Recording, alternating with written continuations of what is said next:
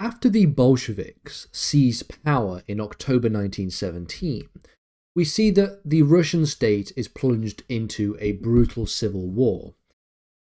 This is a civil war that takes place between the Bolshevik Red Army and the White Army, which was a coalition of monarchists, liberals, and anti-Bolshevik socialists. There were some other armies involved. There was a Green Army as well at some point throughout the Civil War. But for the most part, we can characterize the Russian Civil War as this delineation between the Red Army, the Bolsheviks, and the White Army, the anti-Bolshevik movement.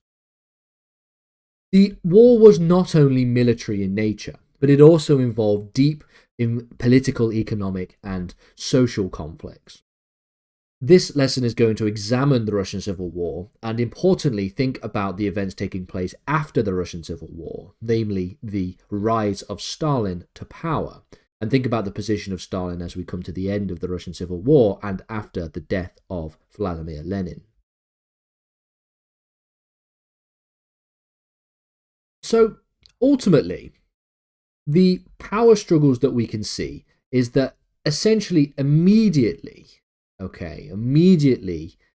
after the Bolsheviks take control and the provisional government falls, the Soviets played a significant role, and the Bolsheviks had to maintain power over them by simultaneously suppressing political opposition. In doing so, the Bolsheviks employed what were known as the Cheka, the secret police. Now, this was created in December 1917 to eliminate political opposition. Now, it would become a central instrument for consolidating Bolshevik control, and it was responsible for carrying out a number of arrests and executions and the use of terror. By 1922, the Cheka was an instrumental part of the arrest process and in the execution and repression of tens of thousands of political dissidents. The Red Army was created by the Bolsheviks to defend their government and to maintain control over Russia. It was led by Leon Trotsky, and it grew rapidly in terms of size and in terms of efficiency. At its peak in 1920, the Red Army numbered around 5 million troops. The Red Army's strategy relied heavily on the centralization of and mobilization of workers and peasants to fight, with the focus on the defense of key industrial and urban centers, such as Petrograd and Moscow. By contrast, then, the White Army was a loose alliance of anti-Bolshevik forces. These forces included monarchists, liberal intellectuals, former military officials, and even some smaller socialist groups that weren't as radical as that of the Bolsheviks. The White Army lacked coordination and unity, and its leadership was often fragmented and ineffective.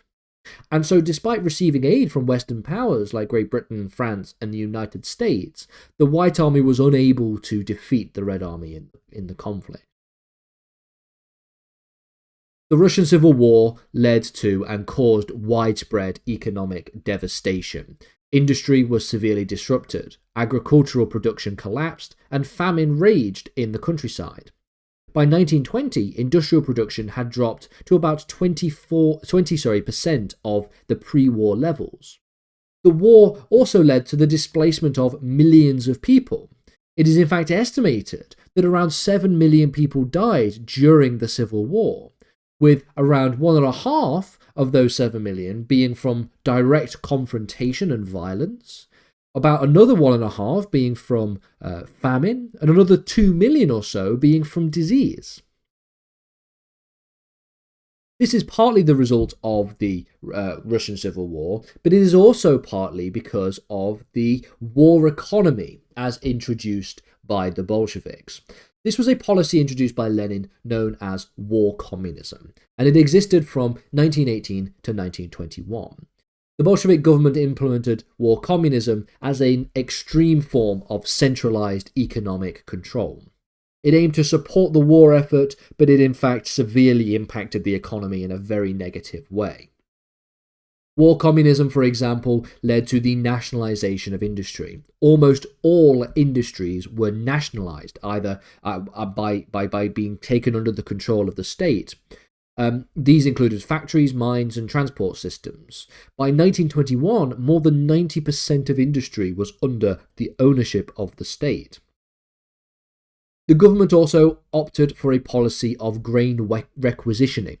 The government requisitioned grain from peasants to feed the army and the urban population. This led to, firstly, widespread resentment among the peasantry, but it also led to significant famine.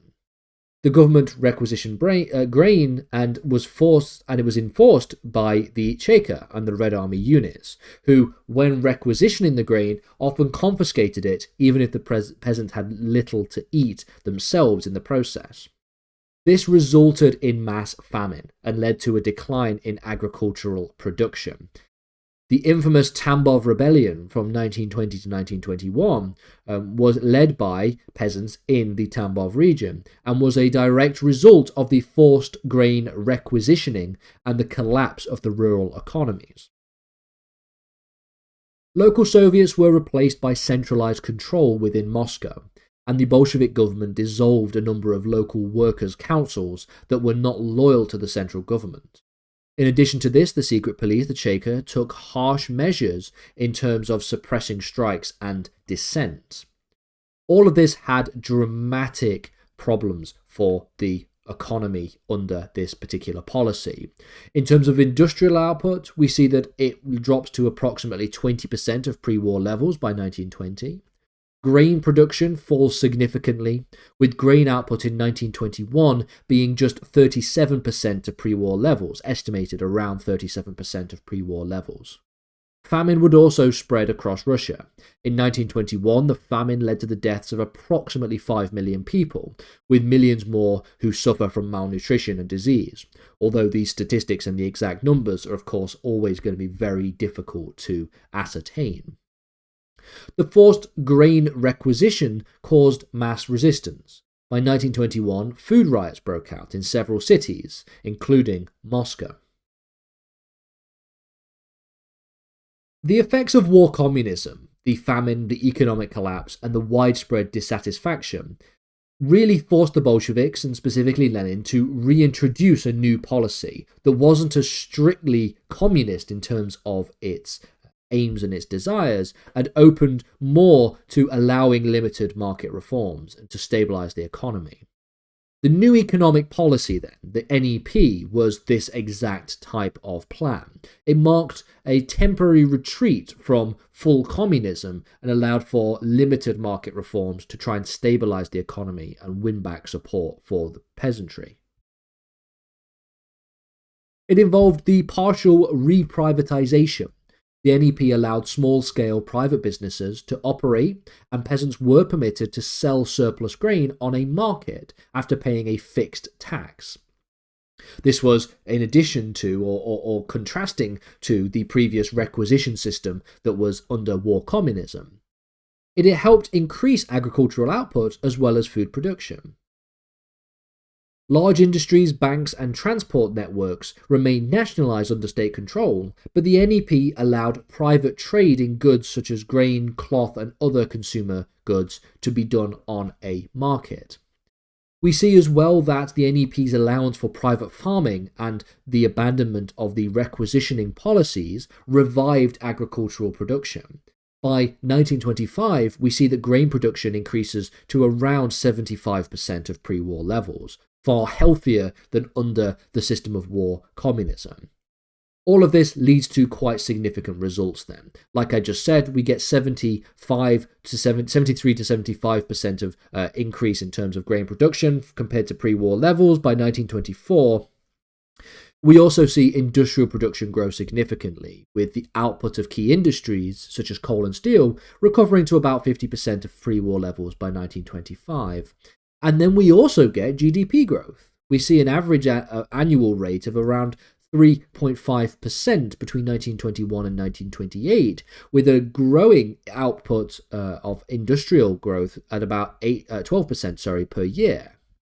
This growth was concentrated in urban and industrial centres, while rural areas still remained poor and dependent on agriculture. So you have to sort of take some of these statistics with a pinch of salt, and you can question and you can sort of challenge these statistics in a way, because firstly, they are obviously estimates in terms of their statistics, but also you can challenge the veracity of how they actually speak to the economic conditions at the time. Because while there is an increase in industrial output, of course, industrial output is limited to the very urban industrial centres, and the more rural areas don't see the benefits of industrial output that the urban centres do. So you can sort of question just how effective these statistics are for measuring the economy. In 1924, Vladimir Lenin would die, and a power struggle will ensue within the Communist Party. You have key figures such as Leon Trotsky, Lev Kamenev, and Grigory Zinoviev, who vied for leadership. But it was Stalin, as General Secretary of the Communist Party, who would skillfully consolidate power and eliminate his rivals through political maneuvering and a number of purges. So the players for leadership, as I mentioned, were Leon Trotsky, people like Lev Kamenev, and Grigory Zinoviev. This leads to a situation in which Stalin consolidates his power, and he does so through a number of different means. One of his first focuses was the removal of Trotsky. Trotsky was the leader of the Red Army and a major rival for leadership. Trotsky was expelled from the Communist Party in 1927 and then exiled from the Soviet Union in 1929. Stalin then shifted the Communist Party from a theoretical focus on Marxism to a more bureaucratic and pragmatic structure. He concentrated power in his own hands, and he eliminated rivals through a number of purges, leaving him to have undisputed position of authority within the Communist Party. Throughout this entire period as well, we see that Stalin begins to build his own personal image as an unchallenged leader of the Soviet Union. He would use propaganda to emphasize his role in the October Revolution, his role in the victory of the Civil War, and his role in the successes of the NEP, all of which leads to a cult of personality under the reign of Stalin himself. And so by 1929, after this period ends, we can see that Stalin had emerged as the undisputed leader of the Soviet Union. He had removed all of his main rivals from power, and his control was cemented through a combination of party purges, political repression, and economic centralization. We also see that membership to the Communist Party grows significantly during this period as well, to over 3 million by 1929. This reflects Stalin's increased influence and control over the central party apparatus.